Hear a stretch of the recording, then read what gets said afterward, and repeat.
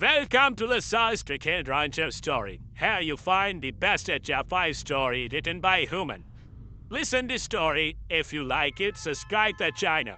They call me a monster, so why do you look at me like I'm beautiful human? Asked the alien woman. Welcome to the world of science fiction. Comment below where in the world you are watching from today. And if you like this story, don't forget to subscribe. Jaxon Hale had spent his entire career studying the unknown, but nothing had prepared him for the raw, unforgiving wastelands of Dravos 5. The planet was an expanse of jagged, rust-colored terrain, fractured mountains, cutting across the horizon like the BB of some long-dead titan. The sky a burnt shade of ochre beneath the glow of the twin suns. The air was thick with static, the distant rumble of ion storms forever lurking at the edge of perception. There was no true silence, here only the unrelenting whisper of dust-swept winds, the occasional shriek of unseen creatures hiding among the crags. He had come as part of an elite scientific expedition, a mission funded by the United Human Colonies to study the deer, a race of towering reptilian humanoids whose very existence had become a source of interstellar controversy. Little was known about them beyond their fearsome reputation, their history marred by violent skirmishes with human settlers along the outer rim. Rumors painted them as savage warriors, creatures that lived for battle, whose emerald-hued skin was as impenetrable as the rock that shaped their world. And yet, for all the tales of brutality, the Dari had remained an enigma, their motives unwritable, their civilization a mystery waiting to be unraveled. Jaxon had never been one to fear the unknown. He was a xenobiologist, a man who had spent years dissecting the secrets of alien species, eager to uncover the truth buried beneath myth and propaganda. He had fought to be assigned to this mission, believing that understanding the Drekari could bridge the ever-widening gap between their people and humanity. But what had begun as a scientific endeavor had quickly devolved into something far more sinister. The attack came without warning. One moment, Jaxon was standing beside his team recording atmospheric readings near a rock formation that showed signs of Drekari habitation. The next, the world exploded in a chaos of smoke and fire. Their security detail, a handful of heavily armed soldiers assigned to ensure the expedition's safety, had no time to react. The Drekari warbands struck with the precision of seasoned hunters, their massive muscular forms descending from the cliffs above. Like spectral wraiths of the wasteland, Jaxon barely had time to process what was happening before gunfire erupted. Around him, the air filled with the sharp electric crack of plasma rifles, the dull thud of bodies hitting the ground. He saw dear Lynn, his closest colleague, thrown aside like a rag doll, her scream cut short by the sharp curved blade of a Drekari war axe. Blood painted the sand in wide arcs, and Jaxon was running before he even realized it, his instincts overriding logic, his body propelled by pure survival. The sound of pursuit was deafening. Heavy footfalls thundered behind him, the guttural growls of the warriors sending ice through his veins. He knew he couldn't outrun them. The Drekari were built for endurance, their powerful limbs capable of covering vast distances with terrifying speed. But desperation made him reckless, his body pushing past its limits as he vaulted over boulders, scrambled through the skeletal remains of ancient rock formations, his lungs burning with every ragged breath. He tripped the ground, vanished beneath him, and suddenly he was tumbling, his body colliding with the jagged slope of a canyon wall. Rocks tore at his uniform, hot blood blossoming against his ribs as he crashed into the ravine below. The impact stole the breath from his lungs, his vision exploding with white-hot pain. He could taste iron in his mouth, feel the raw sting of an open wound on his forehead, but there was no time to stop. Ignoring the fire in his limbs, he forced himself to move, dragging his battered body toward the nearest crevice in the rock face. The opening was barely wide enough for him to squeeze through, his fingers clawing at the unyielding stone. As he pulled himself into the narrow passage, his chest heaved as he pressed his back against the cool, damp interior, his heartbeat a deafening drum in his ears. Above, he could hear them. The war band had reached the edge of the ravine, their guttural voices echoing in the alien tongue he had spent months trying to decipher. He held his breath as he listened, trying to piece together fragments of their speech. The human fell search below, panic coiled in his stomach. He could still hear them moving, hear the scrape of claws against stone as they surveyed the canyon. If they climbed down, if they found him here, he wouldn't stand a chance. He had no weapon, no means of defense. He would die as the others had, his body left to rot beneath the alien suns. Then a sound unlike any he had ever heard before, a deep reverberating snarl, rolled through the canyon, low and guttural, the kind of sound that triggered an instinctual response in every living thing. Run! It wasn't human, it wasn't even Drekari, it was something worse. Jaxon's blood ran cold. The warband above hesitated. He heard them murmur, their voices hushed, wary.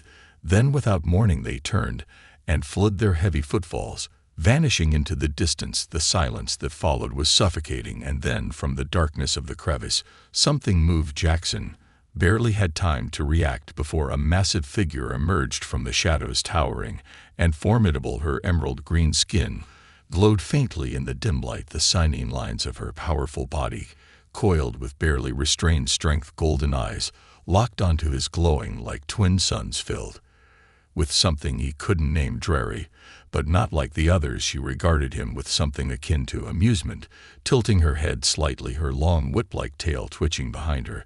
There was a quiet intensity to her gaze, something almost predatory, but not in the way that suggested immediate violence. No, this was something else, a curiosity, a test. Jaxon couldn't move his body, refused to obey him, his muscles frozen beneath the weight of her presence. She was stunning in a way that defied reason, a lethal elegance woven into every inch of her being. She spoke, then her voice a low velvety rumble that sent shivers down his spine. You were too weak to die properly human. Her lips curled slightly, revealing the sharp edges of her fangs. I was curious. Jaxon swallowed hard, his pulse hammering in his throat. Somehow he wasn't sure if that was a good thing. Jaxon's breathing was shallow as he stared up at the Dari woman before him, his body frozen in place despite every primal instinct screaming at him to run. She was as unlike anything he had encountered before, not just in sheer size, though she towered over him with a presence that felt impossible to ignore, but in the way she looked at him. There was something measured in her gaze, something far removed from the raw brutality he had witnessed from the other Drekari. The ones who had slaughtered his team had been like beasts unleashed upon prey, their movements fast and merciless, their intentions clear here. But she didn't move to kill him. She didn't even move to restrain him. Instead she watched him, golden eyes narrowed slightly, the faintest flicker of amusement dancing in their depths for a long, terrible moment. Jaxon wasn't sure what to do, his body ached, pain radiating from his ribs, his forehead sticky with blood, his pulse pounded in his ears, every muscle coiled, waiting for the inevitable strike. But it never came. Instead, she took a single step closer, and Jaxon fell. The sheer power she radiated, the dim light of the canyon, played across her emerald skin, highlighting the hard, muscular lines of her arms and shoulders, the taut strength of her form. She was built like a warrior, every inch of her body sculpted for battle, yet she stood with an unsettling stillness, her tail lazily coiling behind her. She was waiting for him to speak. Jaxon swallowed hard, forcing his dry throat to work. He had spent years studying interspecies communication, prided himself on being able to understand cultures far removed from his own, but nothing had prepared him for this, for standing before something so alien, so undeniably lethal, and realizing that it was looking back at him with something resembling curiosity. His voice came out rough, horror from exhaustion. You saved me. It wasn't a question, not really, but a statement that hung heavy in the space between them. He wasn't sure why he said it, wasn't even sure if it was true. He had seen the warband flee after that guttural snarl, had seen the way they recoiled and vanished into the distance. Was it because of her? Had they feared her? If so, then what did that make her? The corner of her lips twitched in something that might have been a smirk, but there was no warmth in it. I saved no one. Her voice was a deep, velvety thing, the kind of sound that coiled around his spine and sent warning signals through every nerve in his body. You simply did not die when you should have. Jaxon frowned, exhaling sharply. Well, that's comforting, he muttered, his body tensing as he tried to shift himself into a more upright position against the rock. Pain lanced through his ribs, sharp enough to make his vision blur for a second, and she noticed he saw it in the way her golden eyes flicked over him, assessing, taking in his injuries, not with concern but with something far more clinical, as if she were measuring how much longer he would last before his body gave out. She took another step closer, and Jaxon had to fight the urge to shrink back.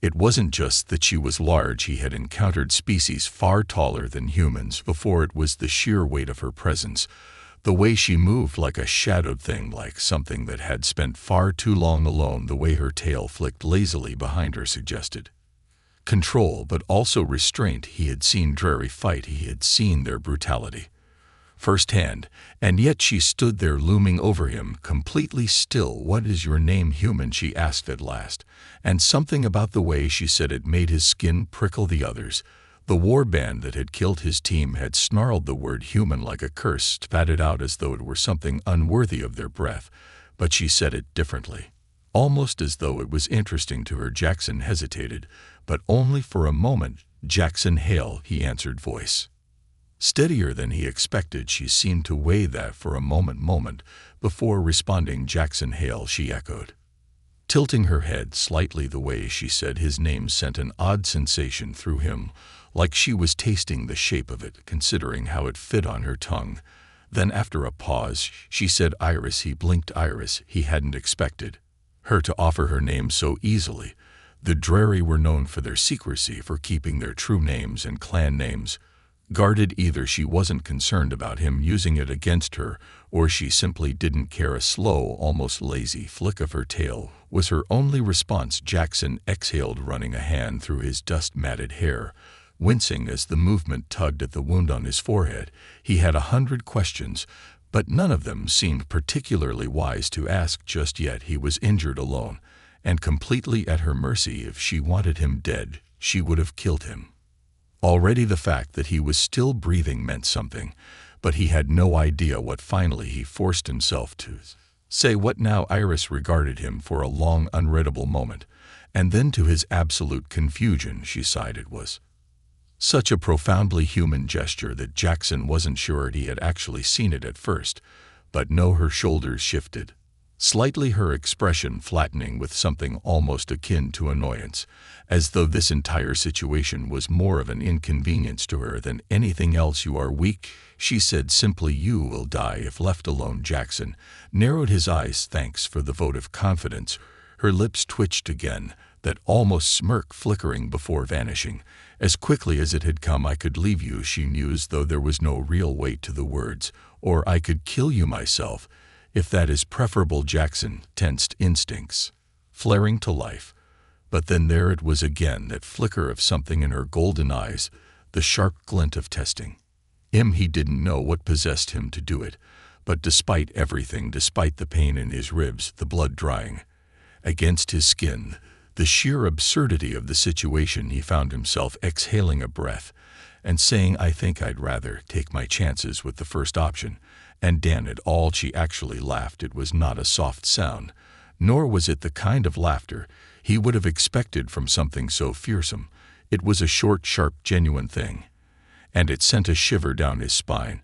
It was real, unpracticed, like something she hadn't meant to let slip. For the first time, he realized something unsettling. This woman, this exile, this warrior, who had somehow made even other Drekari afraid, wasn't just dangerous, she was lonely, and that more than anything made Jaxon wonder what the hell he had just gotten himself into. Jaxon wasn't sure which part of this situation was more absurd: the fact that he was still breathing when by all rights he should have been another lifeless body left to rot in the wasteland, or the fact that this Drekari woman, this exile, had laughed at something he said. He was still trying to process the sound of it, the raw, unrestrained moment that had slipped past her defenses, something so startlingly genuine that it left him momentarily at a loss for words. It was fleeting, vanishing just as quickly as it had come, but it lingered in the air between them, a ghost of something that felt dangerously close to familiarity.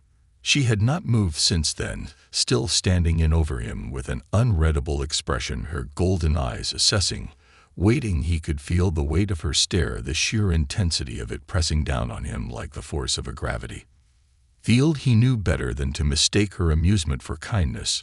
There was nothing Soft about her, nothing that suggested she had any real intention of offering him safety. If anything, he got the sense that she was deciding, weighing some unspoken measure in her mind, determining whether or not he was worth keeping. Alive, Jaxon exhaled, shifting slightly, testing the extent of his injuries. His ribs screamed in protest, the sharp biting pain lancing through his side like fire. But he gritted his teeth and forced himself to ignore it. His forehead was still bleeding sluggishly, and his arms were covered in scrapes from the fall. But nothing seemed immediately fatal. That was something. At least he had been in worse conditions before, though never on a hostile alien world, with a warrior twice his size staring him down like a puzzle she had yet to solve. "I don't suppose you have a plan," he said after a moment, watching her closely. Toward any shift in expression, her tail flicked once behind her, slow, deliberate. "A plan? For what?" Jaxon let out a dry, humorless chuckle. "For what happens next. You said it yourself. I'm too weak to survive out here alone. And since you didn't kill me when you had the chance, that means you're either thinking about it or you have a reason not to." She didn't answer right away, which was somehow more unnerving than if she had. He wasn't sure if she was offended by his assumption or if she was simply considering it. But after what felt like an eternity, she exhaled through her nose, a low, almost begrudging sound. "I have no use for a weak creature," she said finally, though there was something off about the way she said it, something that suggested she was not entirely convinced by her own words. "But you are not a complete fool," which is unexpected. Jaxon arched a brow at that, resisting the urge to smirk despite the situation. "I'll take that as a compliment." Her golden eyes narrowed slightly, but there was no real heat behind it. "Take it however you wish, human. It changes nothing." He tilted his head slightly, trying to gauge her body language. She was still wary, still holding herself in that poised, controlled stillness, but there was something else there now. Something far more interesting, a hesitation, a flicker of uncertainty. It wasn't much, but it was enough for Jaxon to realize that she was considering keeping him alive. That was an opening. "So what happens now?" He pressed his voice steady, careful not to push too hard, but unwilling to let the conversation end just yet. He knew how delicate this balance was. If he pushed too far, she might decide he was more trouble than he was worth. But if he played this right for the first time since he had met her, she looked away. It was only for a brief moment, her gaze flickering toward the canyon wall, toward the path she had likely taken to get here. But it was enough for Jaxon to understand something crucial. She had not planned for this. She had not come here expecting to find a human still breathing, let alone one that was now looking at her with something other than fear, something she did not know how to deal with. "I cannot carry you," she said at last, as if that were the only thing standing between them and whatever decision she was weighing. "You are wounded, and you are slow." Jaxon let out a sharp breath, shaking his head slightly. "I don't need to be carried. I just need to not be left behind again." She hesitated. Jaxon could feel it now, the way the weight of the moment was pressing in on her, the way something warred behind her expression. He was missing something important. But he didn't know what. He only knew that she was still here. She had not left yet. That had to mean something then. Finally, she exhaled, her posture shifting slightly, something unreadable passing across her expression before it vanished just as quickly. "There is a cave system not far from here," she said at last, her voice quieter than before, as if she had already resigned herself to whatever decision she had just made. "It will offer some shelter." Jaxon blinked momentarily, caught off guard.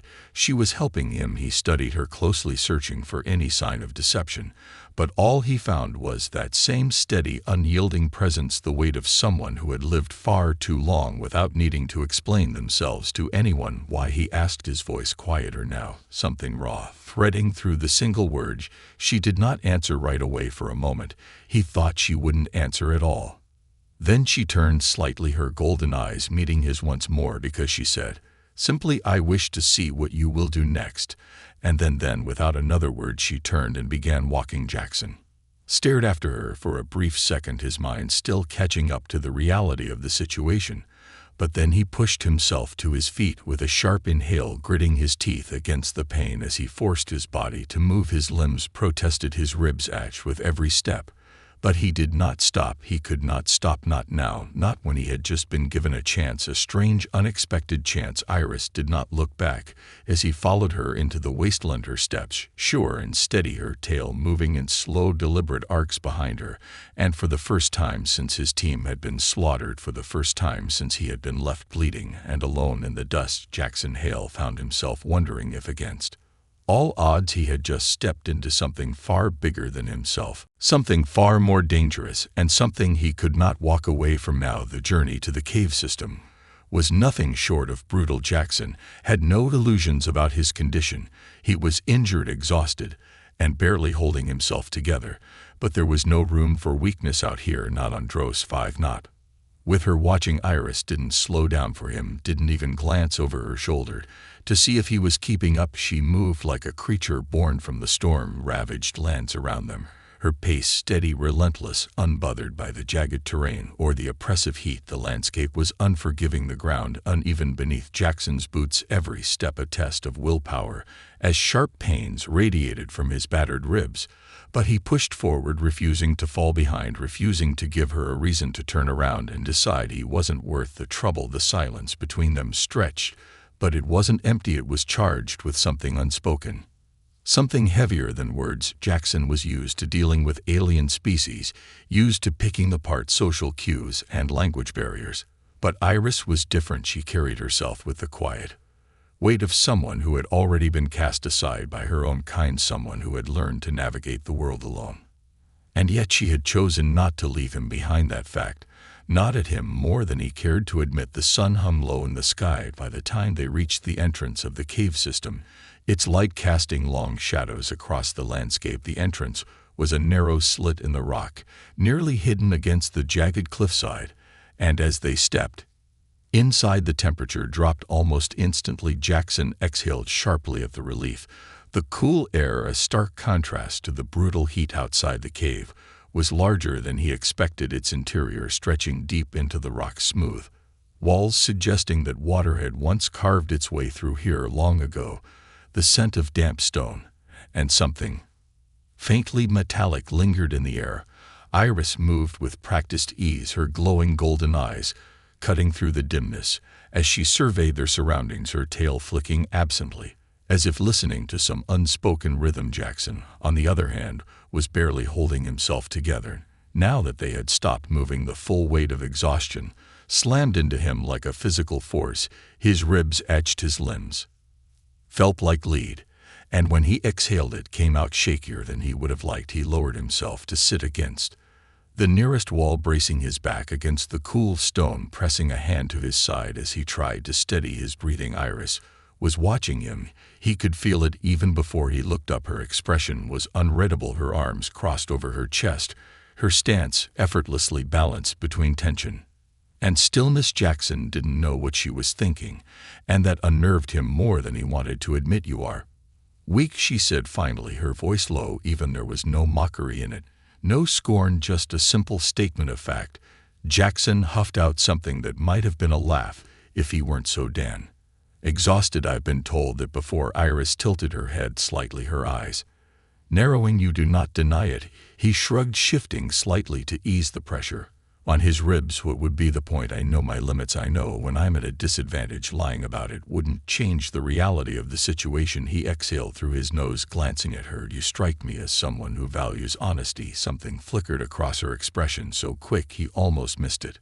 "Perhaps," she murmured. She stepped closer, slow, deliberate, lowering herself into a crouch before him. The movement was fluid, controlled, the kind of balance that only came with years of training, years of survival. She was close enough now that he could see the faint iridescence of her emerald skin in the dim light, the way her golden eyes gleamed like liquid fire. Jaxon fought the instinctual urge to lean away, not out of fear. No, it wasn't that. It was something else, something far more complicated. "You have seen my kind before," Iris said, tilting her head slightly as she studied him. "You have watched from a distance, observed our ways, but never truly understood." Her voice was calm, but there was an edge beneath it, something sharp and knowing. "Now you see us as we are. Does it change What you think of us? Jaxon met her gaze without hesitation. I never thought of your people as monsters. She let out a soft, almost bitter exhale, something dangerously close to amusement. Then you are in the minority, Jaxon frowned. I don't think you care what most people think. That made her pause. Her eyes searched his face, as if looking for something hidden beneath his words. Then she shifted slightly, her tail curling behind her. I do not, she admitted, but you are not most people. Something about the way she said it sent a strange sensation crawling down Jaxon's spine. He wasn't sure if that was a good thing or not. Iris reached into the small satchel at her hip, pulling out a tightly wrapped bundle of cloth. She unfolded it with practiced ease, revealing a handful of dried roots and strips of some kind of preserved meat. Without a word, she tossed a piece toward him. Jaxon caught it on reflex, glancing down at the offering, before looking back at her. This isn't poisoned, is it? Her eyes flashed with something dangerously close to amusement. If I wanted you dead, human, you would not still be breathing. Fair point. Jaxon exhaled, tearing off a small bite. The taste was strange, earthy, slightly bitter, but not unpleasant. He chewed carefully, watching as Iris leaned back against the opposite wall, tearing off a piece of her own meal with sharp teeth. For a while they ate in silence.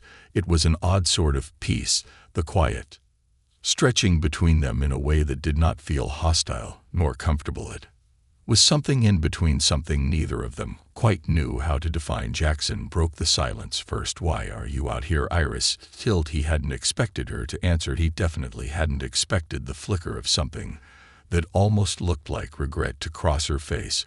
But then it was gone, buried beneath that unreadable mask. Once more I was cast out, she said, simply an exile. Jaxon frowned. Iris looked at him, then truly looked at him, and for the first time Jaxon saw something beneath the surface of her golden eyes, something old, something wounded. And then she did something he did not expect. She smirked. If you wish to live, she said, voice low, almost teasing. Perhaps that is a story for another night. Jaxon wasn't sure if he wanted to know, but somehow he was certain he would. Jaxon didn't sleep well that night.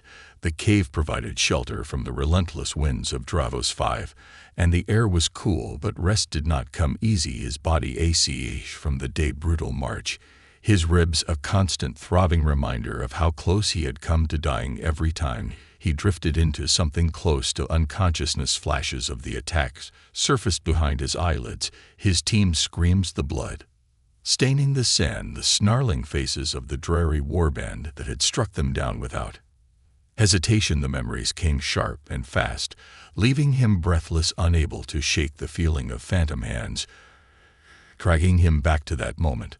But it wasn't just the ghosts of the past keeping him awake, it was her. Iris had barely moved from her spot across the cave. She sat near the entrance, legs folded beneath her, golden eyes reflecting the faint ambient glow of the alien fungi clinging to the cave walls.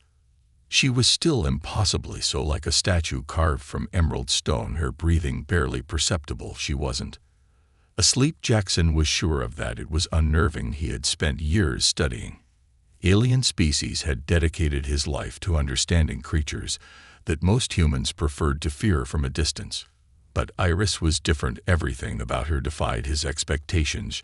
She was not like the warband that had slaughtered his team. She had not killed him when she easily could have. She moved with the grace of a predator, but had yet to strike. She was in exile among her own kind, yet still carried herself with the quiet strength of a warrior. And she was watching him. Jaxon exhaled slowly, shifting slightly to ease the pressure on his ribs. His entire body protested the movement, but he forced himself upright, propping his back against the cool stone.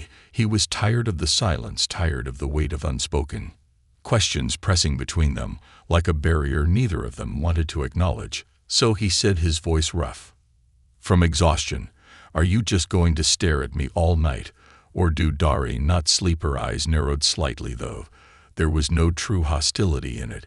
If anything, he could have sworn she was amused. "We do," she said, voice low even, "but I do not." Jaxon frowned, rubbing at his temples. That's cryptic. Iris tilted her head slightly. "It is simple." He studied her, the way she sat so still, the way she seemed completely at ease, despite their circumstances. "You don't sleep?" he pressed, curious now.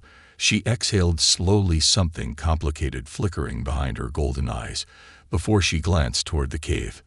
Entrance not easily. Jaxon didn't know why that bothered him. He didn't know why the idea of her sitting there awake and unmoving watching the night stretch on in endless silence felt wrong. He leaned his head back against the rock, staring at the ceiling for a moment. They cast me out because they feared me, she said, her voice quieter than before. Jaxon looked at her then. Really looked at her. There was something hollow in those words, something heavy, something deeply personal. He had expected anger, expected bitterness. But instead, she sounded almost detached. He frowned. Iris let out a slow breath, tilting her head back slightly as if considering how much to say. Because I was too strong. Jaxon blinked, caught off guard. He hadn't expected that. I thought your people valued strength, he said after a moment, studying her expression carefully. They do. Her tail flicked absently behind her, her fingers curling slightly where they rested against her knee. But they also fear what they cannot control. Something cold settled in Jaxon's stomach. He didn't know much about the intricacies of Drekari society. No human did. They were a warrior race. That much was known, but the details had always remained elusive. The few records that existed painted them as a culture built on dominance and honor, where only the strongest survived. The idea that someone like her, someone who embodied strength, would be exiled was confusing. So they exiled you because you were better than them? Jaxon asked, his brows drawing together. A dry, humorless sound escaped Iris's throat. Not better, she corrected. Stronger, more ruthless, more dangerous. Jaxon narrowed his eyes. That doesn't sound like something the Drekari would consider a flaw. It is when they cannot predict you, she murmured. When they cannot control you. Something about the way she said it sent a chill down his spine. Jaxon exhaled, dragging a hand down his face. So let me get this straight. You were too strong, too dangerous, too unpredictable. And that's why they turned on you. Iris's gaze flicked toward him, sharp, measuring. You sound as if you do not believe it. Jaxon let out a dry chuckle, shaking his head. Oh, I believe it. It just makes me wonder what exactly you did to make them so afraid. Iris didn't answer, and that silence was far louder than words. Jaxon exhaled, leaning his head back, again staring up at the rock ceiling. As he let the weight of her words settle over him, he knew better than to push for more answers. She had given him enough for now. But even with the conversation ending, even as the cave grew quiet again, he could still feel her presence. She had saved his life. But she was not a savior. She was something else. Entirely, something dangerous, something lethal. And yet, as exhaustion finally began to drag him under, as the tension in his body eased just enough for sleep to take hold, he realized something unsettling. He did not fear her, not the way he should, not the way a sane man would, and that was going to be a problem. Jaxon wasn't sure what woke him. The cave was silent, the air thick with the stillness of deep night. But something had shifted, some imperceptible change in the atmosphere that sent a pulse of awareness through his tired mind. He opened his eyes slowly, blinking against the dim glow of the bioluminescent fungi that clung to the cavern walls. The light was faint, but it was enough to cast long, curling shadows across the stone floor. Enough to highlight the figure still seated near the entrance. Iris hadn't moved. She sat in the same position she had occupied when he had finally succumbed to sleep, her back straight, her legs folded beneath her, her golden eyes distant. If not for the faint rise and fall of her chest, Jaxon might have thought she had turned to stone, frozen in time, like some forgotten sentinel guarding the mouth of the cave. For a long moment, he simply watched her, his own breathing slow and measured. She wasn't looking at him.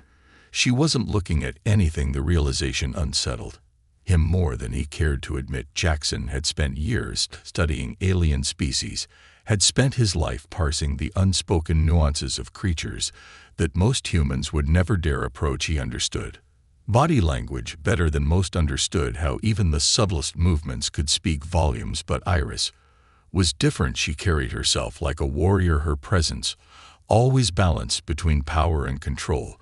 But there was something about the way she sat there, staring into the darkness, that felt wrong. She wasn't simply keeping watch. She was elsewhere, and she was alone in a way that had nothing to do with physical solitude. Jaxon swallowed, shifting, slightly wincing at the sharp pull of pain in his ribs.